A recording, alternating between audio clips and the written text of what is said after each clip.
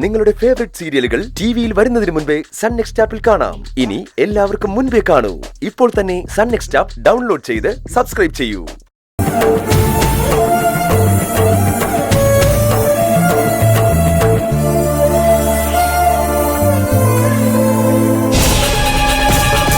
ഇതെന്തിനാ കൊണ്ടുവന്നത്? അത് ഈ വീടിന്റെ ഒരു ഓർമ്മയ്ക്കായിട്ടാ. വീടിന്റെ ഓർമ്മയ്ക്കോ അതോ പാറുന്റെ ഓർമ്മയ്ക്കോ? നീ എന്തൊക്കെയാ ചെയ്യുന്നേ? അവളെ ഇഷ്ടാന്നങ്ങ് തുറന്നു പറഞ്ഞൂടെ? ഇല്ലാത്ത ഓരോന്ന് സങ്കല്പിച്ചു കൂട്ടി ഓരോന്ന് പറയരുത്.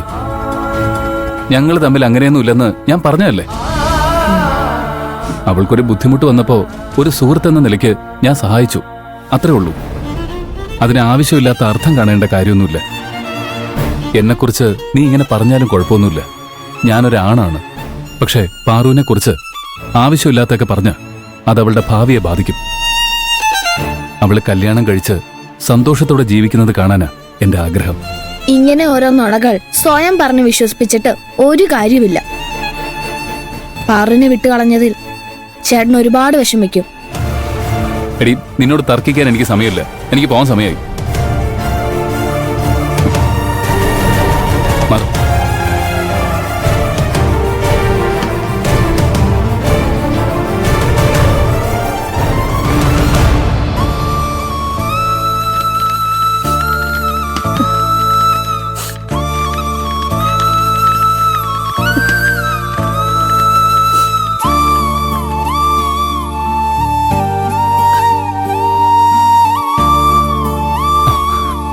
ഞാൻ ഇറങ്ങട്ടെ അമ്മേ.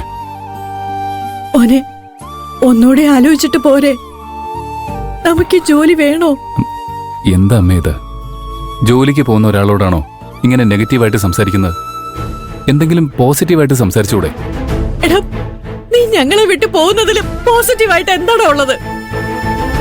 ഇപ്പോഴും വൈകിട്ടില്ല. നീ പോണ്ട മോനെ. അവൻ പോട്ടെ അമ്മേ. നമ്മളിനി എന്തൊക്കെ പറഞ്ഞാലും ഇവന്റെ തലേ കേറില്ല. ഇവൻ സ്നേഹിക്കുന്നവർക്ക് വേണ്ടി എന്തോ വലിയ ത്യാഗം ചെയ്യുമെന്ന് ഇവൻ ധരിച്ചു വെച്ചിരിക്കുന്നത്. അതെത്ര വലിയ മണ്ടത്തരമാണെന്ന് അധികം വൈകാതെ ഇവന് മനസ്സിലാവും. ഇപ്പൊ അവൻ പോട്ടെ. നീ എന്തൊക്കെയാ മോളെ പറയുന്നത്? ഇവൻ ഇത്രയും ദൂരത്തേക്ക് പോകുന്നതും ഞാൻ എങ്ങനെ സഹിക്കും? എന്നാ പിന്നെ അമ്മ ഇവിടെ ഇരുന്ന് നെഞ്ചത്തടിച്ചോണ്ട് കരഞ്ഞു. അങ്ങനെയൊക്കെ അമ്മ ചെയ്താലും ഇവന്റെ മനസ്സ് മാറില്ല.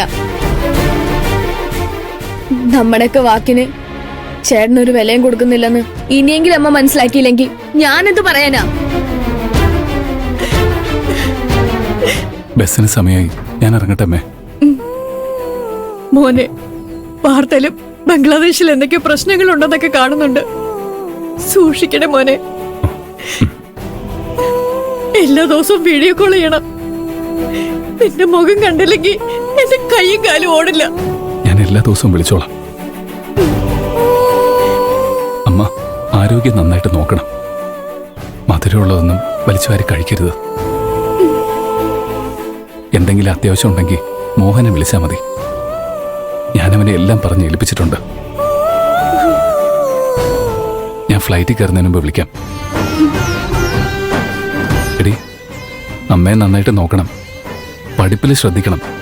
ആവശ്യമില്ലാത്ത പ്രശ്നത്തിലൊന്നും പോയി ചാടരുത് കേട്ടല്ലോ.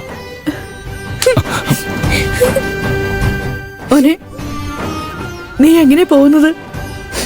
എയർപോർട്ടിലേക്ക് നേരിട്ട് ബസ്സുണ്ട്. ബസ് സ്റ്റോപ്പ് വരെ പോകാൻ ആപ്പിൽ ഓട്ടോ ബുക്ക് ചെയ്തിട്ടുണ്ട്.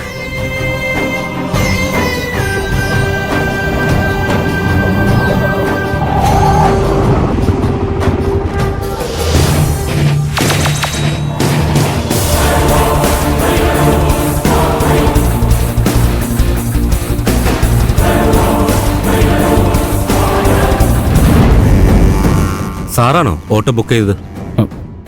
ആ, അതെ. അല്ല മോനെ, നീ ഇതാണോ മോന്റെ വീട്? ചേട്ടാ, എനിക്ക് ബസ് എത്താറായി. നമുക്ക് വേഗം പോവാം. ആ, പോവാം.